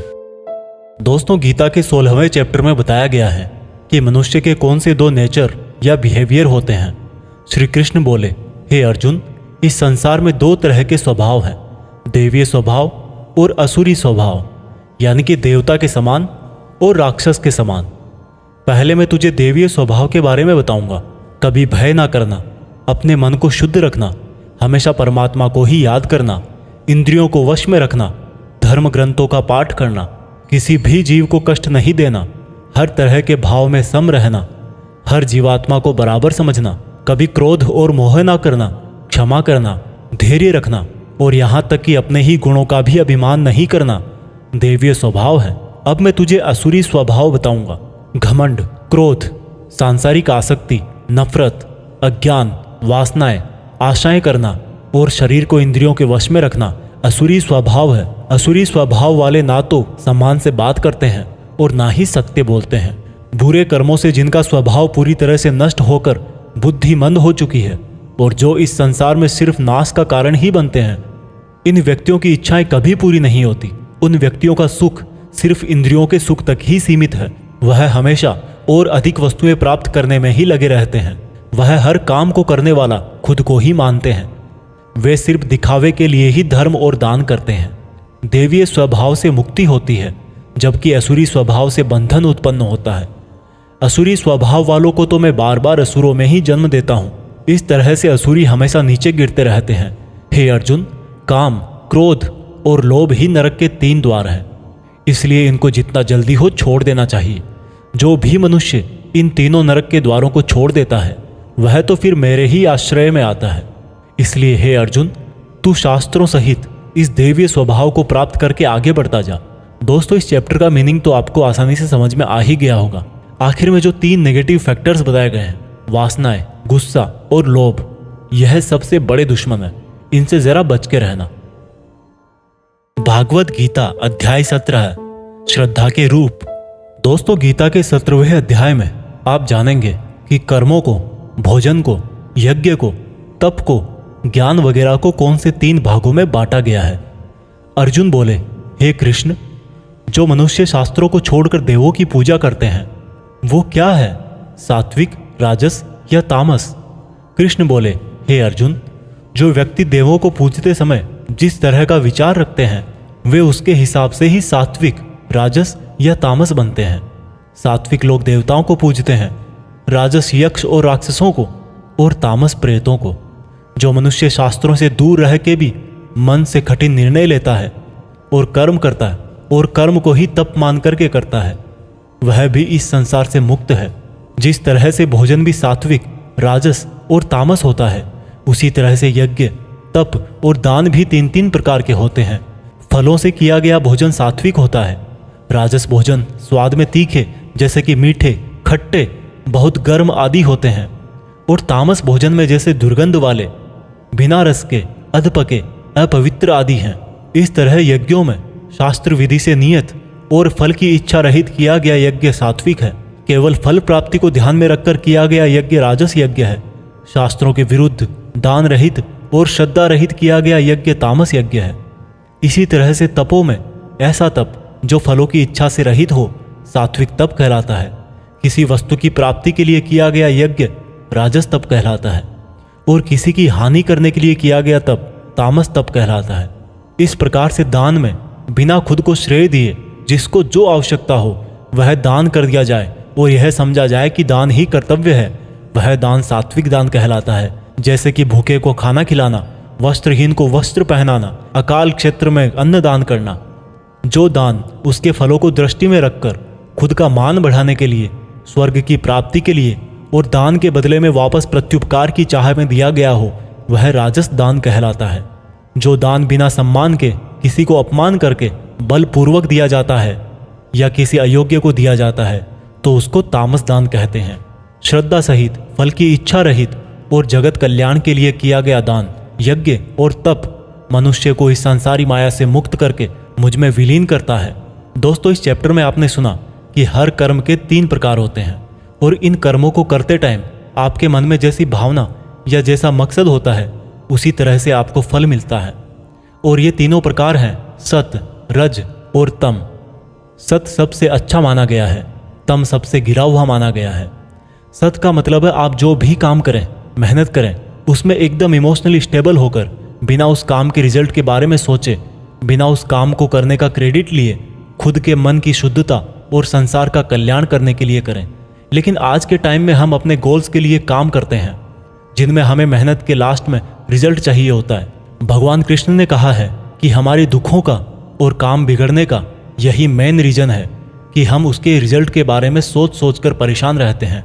इसलिए दोस्तों, आप भी सत्य के इस रास्ते पर रहने की कोशिश करें। भागवत गीता अध्याय 18 उपसंहार। दोस्तों, गीता के 18वें और आखिरी चैप्टर में हम जानेंगे कि क्या त्याग और संन्यास एक ही है। इस पूरे गीता ग्रंथ का निचोड़ भी आपको इसी चैप्टर में मिल जाएगा, इसलिए आपको इस चैप्टर को लास्ट तक ध्यान से सुनना चाहिए। अर्जुन बोले, हे कृष्ण, मैं त्याग और संन्यास के बारे में जानना चाहता हूं। श्री कृष्ण ने उत्तर दिया कि अर्जुन, इस संसार में कुछ लोग कर्मों के फलों को छोड़ने को त्याग कहते हैं और अगर कर्मों को ही त्याग दे तो उसको संन्यास कहते हैं। कुछ लोग सभी कर्मों को दोष भरे और सभी दुखों का कारण मानकर उनका त्याग करने के लिए बोलते हैं और कुछ लोग बोलते हैं कि यज्ञ, तप और दान वाले कर्म कभी भी नहीं त्यागने चाहिए। इसलिए अर्जुन, अब तू मेरे से त्याग और संन्यास को अच्छी तरह से समझ। इन दोनों में से मैं त्याग को पहले बताऊंगा क्योंकि यह त्याग भी 3 तरह का होता है, सात्विक, राजस और तामस। यज्ञ, तप और दान ये तीनों त्याग के योग्य नहीं बल्कि फल की इच्छा के बिना किया गया यज्ञ, तप और दान यही सात्विक त्याग कहे जाते हैं। मतलब जो शास्त्रों में दिया गया कर्म और धर्म जिसमें फल और आसक्ति ना हो उसको सात्विक त्याग कहा जाता है। कोई मनुष्य अगर सभी कर्मों को यह समझकर त्याग दे कि यह कर्म ही दुखों का कारण है तो यह त्याग राजस त्याग कहलाता है। किसी अन्य मोह के कारण अगर किसी कर्म का त्याग कर दिया जाए तो त्याग को तामस त्याग कहते हैं। जो व्यक्ति किसी भी काम से ना तो प्रेम करता है और ना ही नफरत करता है, ऐसा बुद्धिमान व्यक्ति ही सच्चा त्यागी है। मनुष्य शरीर कितना भी प्रयास कर ले लेकिन वो फिर भी पूरी तरह से कर्म को नहीं छोड़ सकता, जैसे कि सांस लेना। इसलिए कर्मों के फलों को छोड़ देना ही सच्चा त्याग होता है। जो लोग कर्म फलों का त्याग इस संसार में नहीं करते हैं उनके कर्म फल मृत्यु के बाद भी उनका पीछा नहीं छोड़ते हैं। हे अर्जुन, मनुष्य मन, वाणी और शरीर से जो भी अच्छा या बुरा काम करता है वह 5 तरह से होता है। करने वाले के द्वारा, उसके शरीर के द्वारा, उसकी ज्ञानेंद्रियों के द्वारा, उसकी कर्मेंद्रियों के द्वारा या फिर उसके पूजनीय देवताओं के द्वारा। ज्ञाता, ज्ञान और ज्ञेय ये 3 प्रकार की कर्म प्रेरणा है। कर्ता, कारण और क्रिया ये 3 तरह के कर्म संग्रह है। अर्जुन, ज्ञान, कर्ता और कर्म ये तीनों भी 3 तरह के हैं। जिस ज्ञान में परमात्मा को अमर और अनंत माना जाता है वह ज्ञान सात्विक है। जिस ज्ञान में परमात्मा को अलग अलग समयों में अलग अलग नामों से जाना जाता है वह राजस ज्ञान है। और जो ज्ञान सात्विक ज्ञान और राजस ज्ञान के बाहर है वह तामस ज्ञान है। जो कर्म श्रद्धा रहित और फल की इच्छा के बिना किया जाता है वह सात्विक कर्म कहलाता है। जो कर्म कुछ पाने के लिए किया जाता है वह राजस है और जो कर्म किसी का नुकसान करने के लिए किया जाता है वह तामस कर्म है। इस प्रकार से सात्विक कर्म करने वाला सात्विक कर्ता, राजसी कर्म करने वाला राजसी कर्ता और तामसिक कर्म करने वाला तामसिक कर्ता कहलाता है। इस तरह बुद्धि और संकल्प भी 3 तरह के होते हैं। हे अर्जुन, सात्विक कर्म, राजस कर्म और तामस कर्म करने वालों की बुद्धि और संकल्प ये भी क्रमशः सात्विक, राजस और तामस होते हैं। हे अर्जुन, सुख भी 3 तरह के होते हैं। बिना किसी कर्म फल के परम ब्रह्म में ध्यान लगाकर मिलने वाला सुख सात्विक सुख होता है।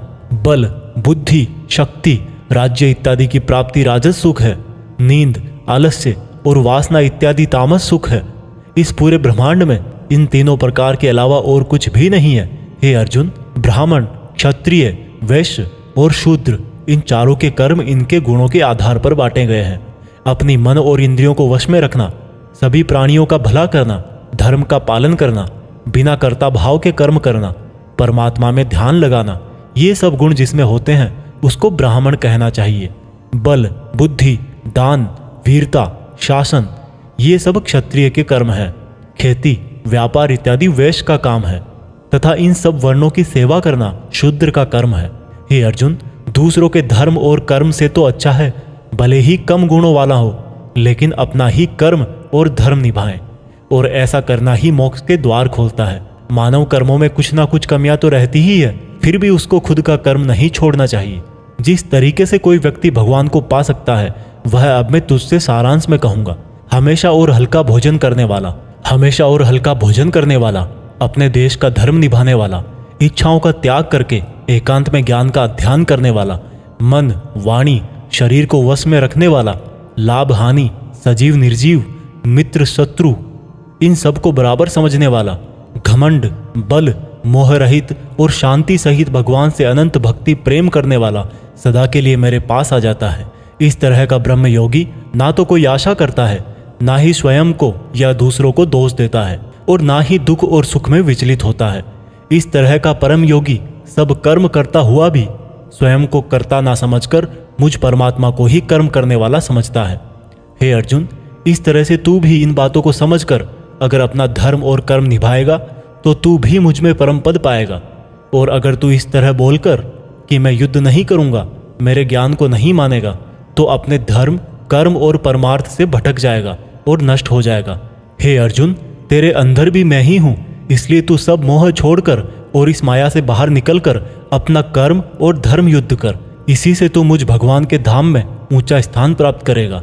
अर्जुन, मैंने पूरे रहस्यमयी और गोपनीय ज्ञान तुझे अच्छी तरह से बता दिए हैं, फिर भी तू अब जो समझकर करना चाहे वैसा करना। लेकिन अर्जुन, तू मुझे बहुत ही प्रिय है, इसलिए मेरा ही भक्त बन और मुझे ही सदा प्रणाम कर। मैं प्रतिज्ञा करता हूँ कि ऐसा करने से तू मेरे ही पास आएगा। फिर भी यदि तुझे ऐसा लग रहा है कि तू पाप करने जा रहा है, तो जब तू मेरी ही शरण में आ जाएगा तो मैं तेरे पूरे पापों को माफ कर दूंगा। इसलिए तू दुखी मत हो। और अर्जुन, तू इस दिव्य ज्ञान को उस व्यक्ति से मत कहना जो इसको सुनना नहीं चाहता, या भक्ति और कर्म नहीं करना चाहता, या परमात्मा में दोष निकालता हो। परंतु तू जिस भी मेरे भक्त को मेरा प्रिय समझकर यह ज्ञान कहेगा, वह भक्त इस संसार में मेरा सबसे प्रिय भक्त होगा। इस गीता ज्ञान को समझना ही वास्तविक ज्ञान यज्ञ है, और इस ज्ञान यज्ञ से भी कोई भक्त मुझे प्राप्त कर सकता है। हे अर्जुन, अब मुझे यह बता, क्या तेरा अज्ञान मिट गया है? अर्जुन उठकर बोले, हे परम ब्रह्म श्री कृष्ण, मैंने आपका संपूर्ण ज्ञान अपनी बुद्धि में बिठा लिया है और अब मैं स्थिर हूँ, और जैसा आपने मार्गदर्शन किया है मैं ठीक उसी प्रकार से अपने कर्तव्य और धर्म का पालन करूँगा। दोस्तों, चाहे कितनी भी मुश्किलें आए, जो इंसान खुद भगवान कृष्ण की इन बताई गई बातों को फॉलो करता है, उनको अपने जीवन में उतारता है, उसकी ना केवल पूरी प्रॉब्लम सॉल्व हो जाती है, बल्कि उसे जीने का, अपने सपनों को हासिल करने का तरीका भी पता लग जाता है। कुछ लोग ये भी बोलते हैं कि गीता ज्ञान सिर्फ हिंदू धर्मों का ग्रंथ है, जबकि भगवान ने खुद कहा है कि व्यक्ति जाति और धर्म से नहीं, गुणों से ब्राह्मण होता है, और इस भागवत गीता पर सभी मनुष्यों का बराबर हक है। आज की ये दुनिया कर्म भूमि है। कर्म और मेहनत का सिद्धांत सबके लिए एक होता है। इसलिए आप सब लोग इस गीता ज्ञान को बार बार सुने, हर एज के पुरुष और महिलाओं को सुनाएं, ताकि आप अपनी कर्मस्थल के अर्जुन बनकर अपने जीवन का लक्ष्य हासिल कर सको। जय श्री कृष्णा। जय हिंद। वंदे मातरम।